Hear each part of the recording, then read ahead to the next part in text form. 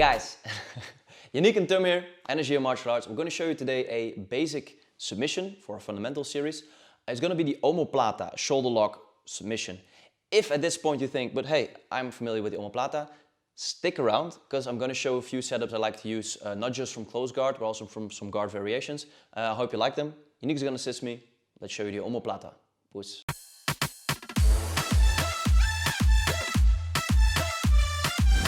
So first off, to look at the basic setup of the Omoplata, we're going to look at close guard. So I have Yaniek stuck in my close guard. For the Omoplata, I want to get her arm on the outside of my body, which is pretty hard to do in grappling or jiu-jitsu, because usually she'll have her arms either pinned on me, both on my hip, yeah, or on my chest, or working towards passing my guard with her hand or with her elbow. So there's a few ways to get here. Yeah, if I want to get her arm there, we can do like this motion, but it's pretty hard to actually realize. Or I want to come up, boom, bring her down and have her hands on the outside. But for now, we're just going to show you a basic setup to the Omoplata and not worry too much about how to break her posture and get her hands to the mat. So for the purpose of practicing, she's going to put her hands on the mat. What I want to do for the Omoplata, I want to attack the arm with my leg on the outside. An important point we're going to use is going to be behind the shoulders, yeah, in the armpit, which we've seen in Kimura videos, etc., where we use pushing down on the underhook on the backside of the armpit. So I want to bring her posture down, and I want to A-B myself on the outside, so I get an angle on Yaniek. Yeah? The more I'm on my back, the more people are going to say, but I have to be super flexible for the Omoplata, which is not the case. We're going to be on our side, yeah? And I want to A-B a bit away. What I like to do is I put my foot on the hip, and I work my way out. Now it's important to not let this knee come down too much, because as I'm making my angle, she's definitely going to pass me here. So I prefer to keep this foot centered on the floor and push the knee up as long as I'm trying to get my angle. I already want to start with pushing Yaniek's head away, yeah, so that she doesn't just push back into me and now I've lost my angle. So I want to be here. Then I'm going to set up the Omoplata. What's important is that I don't throw my leg behind her elbow. I want to be super close to the backside of her shoulder or her armpit. So I want to slide it up with my thigh and my hamstring pushing behind her armpit. I want to clear the head. And if I'm not flexible enough to get my foot over Yaniek's head, I'm going to use my hands. I'm going to switch. I'm just going to grab my foot and pull it over. Yeah. But if I angle enough, it's going to be a super easy step to come here and get my foot behind her head. Sorry, in front of her head.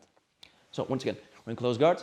Get her arms to the side. Get her posture down. I'm going to A-B out. Push her head away. Yeah. Grab my shin, or just use the flexibility of my legs to get out. Now I get my secondary leg out and I come up using my abs. I come up. Now instead of curling Yaniek down, and before we get to the finish, we're just going to check a little bit on control here. So there's a few things that can happen at first instance. So that's her first defense. She could stretch her arm, and I lost the Omoplata, so I want to keep that really tight, nice and tight using my abs. I'm going to sit up, so stretch your arm please. That's trapped, yeah, inside my hip flexors.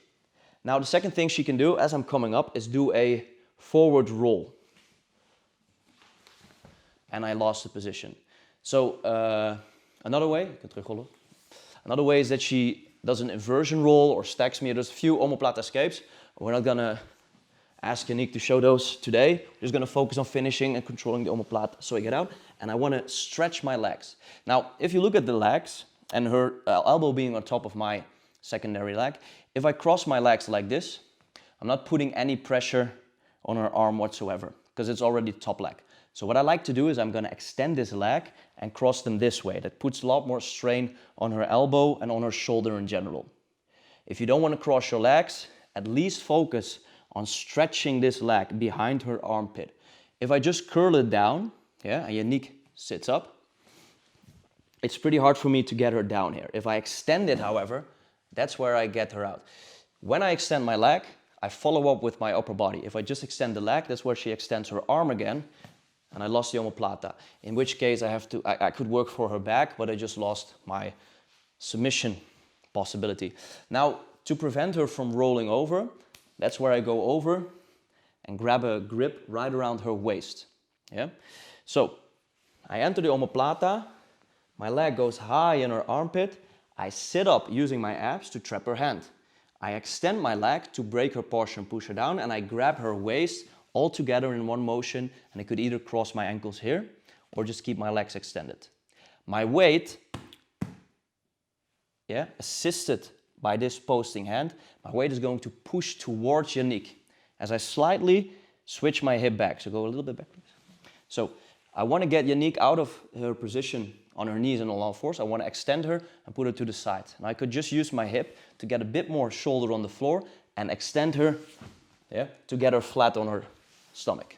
However, what I sometimes like to do is get the omoplata, boom, go up, and then grab a grip behind or in front of the shoulder, block her shin, and just A-B out on the side to extend her. Okay, so we've gotten Yaniek flat on her back. Now let's look up some basic mechanics to finish the omoplata. I want to windshield wipe my legs to the outside so I can push with this knee on, once again, the back side of her shoulder and her armpit. So this knee is going to push down, but that alone will not finish the omoplata here if I push down. I actually want to lift her hand up like a kimura. But this time I'm not going to use my hands, obviously, I'm going to use my hip. So if I just hip forward, I'm going to show you with a bit of space, if I just hip forward, I can get some torque, but it's pretty hard to get the submission here, if someone is more flexible. So I want to go to the cross side and put even more weight on her. Now my hands aren't doing that much at the moment, at least this one is controlling her. So what I like and tend to do is either reinforce this grip, but I should have enough pressure with my weight here. So now it's hard to see, but Yaniek, extend your arm please. It's completely trapped. Whilst I'm doing that, I like to use my hands. Either grab her shoulder with a gable grip, or what I sometimes like to do is get an S grip underneath her chin, sorry for your hair, S grip underneath her chin, and pull her head up as I lift my hip. I'm not even lifting my hip at this moment, and I lean forward with my body, and my hip goes that way to get the submission. What I always learned in Brazilian Jiu-Jitsu for the omoplata was whisper something in their ear. But if I just use my upper body to whisper something in her ear, then nothing happens to the omoplata. I want to raise my hips. So now it's pretty hard to see if I lean all the way in, but look at the hips. I either grab underneath the arm and the neck, or just the S grip on the neck, and I'm going to lean in, lift my hips, and get the omoplata.